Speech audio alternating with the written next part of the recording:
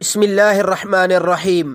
میرے محترم سامعین، آج جو میں آپ کی خدمت میں شرعی مسئلہ ذکر کروں گا وہ ایک دوست نے پوچھا ہے کہ بسا اوقات بارشوں کا پانی سڑکوں پر جمع ہوتا ہے، اگر اس کے چھینٹے کپڑوں پر پڑ جائیں تو کیا اس سے کپڑے ناپاک ہو جاتے ہیں؟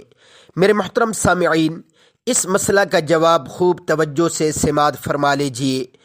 بارش کا پانی جو سڑکوں پر ہوتا ہے، اس کے چھینٹے پڑ جائیں تو ان کو دھو لینا بہتر ہے، تاہم باضرورت ان کپڑوں میں نماز پڑھنے کو حضرات علماء کرام نے جائز لکھا ہے۔ نماز پڑھنا تو ان کپڑوں میں جائز ہے، لیکن افضل یہ ہے کہ ان کپڑوں کو یعنی کہ جہاں جہاں چھینٹے لگے ہوئی ہیں دھو لینا چاہیے۔ وآخر دعوانا ان الحمد للہ رب العالمین۔